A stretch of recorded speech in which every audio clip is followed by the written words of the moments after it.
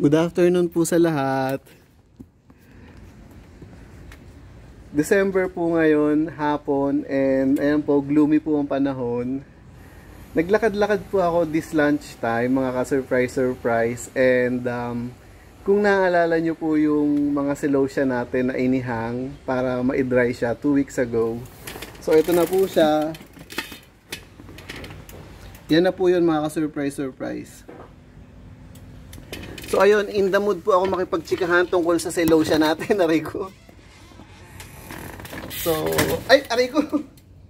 So in the mood po ako makipagtsikahan tungkol sa mga silosia natin, pero ito pong chair ko mukhang wala po siya sa mood, kaya ayusin po muna natin bago tayo mahulog.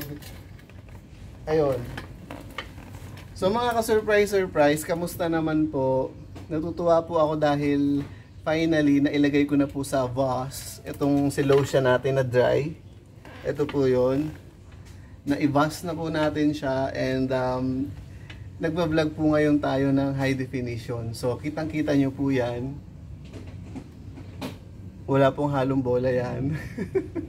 Totoong-totoo po 'yan, mga ka-surprise. And totoong-totoo rin po sa inyo ito si I forgot the name nitong cat na to. Sino ba to? And anyway, it is all about silosia this afternoon. And ayun nga, ginanahan po ako mag-vlog. And ayun po. Ngayon, gusto ko lang po sa inyong ipakita. Kasi nga po, ito pong mga na-dry natin na 2 weeks ago. Ayan, ready na siya for display. And nung nakakita po ako ng another batch po na idadry natin, ayun, gusto ko lang po ipakita yung finished product at saka yung hindi pa po na idadry. So, ganito po yung itsura nun, mga ka-surprise. Gumagano na naman yung upuan natin. Ganito po yung itsura niya kung i-compare po natin sa na-dry na. So, ganito po ang fresh.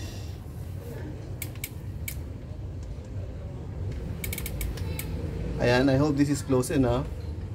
And then ganito po ang yung dry na po.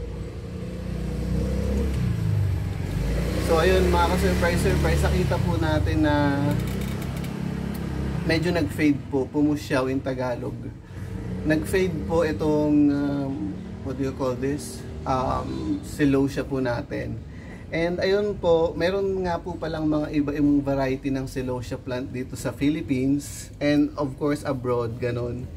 And ang variety po ng silosia na ito, mga ka-surprise is Silosia Asian Garden. So ayun po.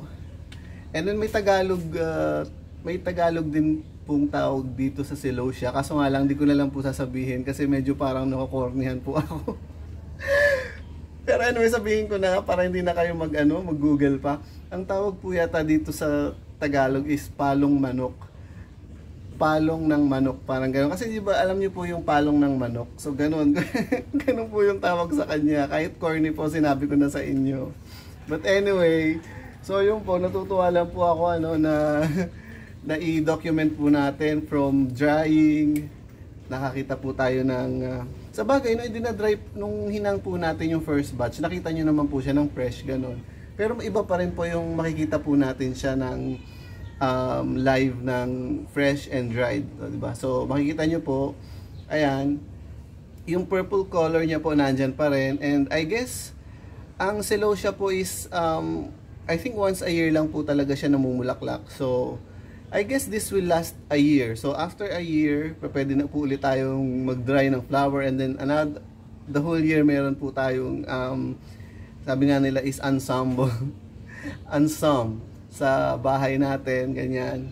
Especially po, mahal po talaga ang mga dried flowers. Nakakita po tayo niyan sa, kung napanood nyo po yung vlog ko sa SM Makati, nakita nyo po yung parang kokonting piraso is like 250 pesos. Ayun. Ito po is all it takes is, ayun, na maglakad po kayo sa mga streets. And then, ayun, kung medyo kapalan nyo na po yung mukha nyo, mga surprise, manghingi po kayo kung hindi po sa inyo yung plant. Manghingi po kayo, sabihin nyo. And karaniwan dito, mga ka-surprise sa Philippines, ayaw nila ito. Kasi para po bang, since childhood, nakikita na nila to, parang dinededman na nila, akala nila wala lang, akala nila damong ligaw lang, ganon. Pero yun nga, kung malalaman na po natin ngayon, kasi nga po, di ba, malaki na po influence sa atin ng internet, so marami na po tayong nalalaman, pwede na po natin siyang i-search. So ayun po, malalaman po natin na hindi lang pala ito basta ligaw na damo. This is actually a plant na pwedeng i-dry, pwede rin po siyang kainin, and lahat-lahat na mga surprise.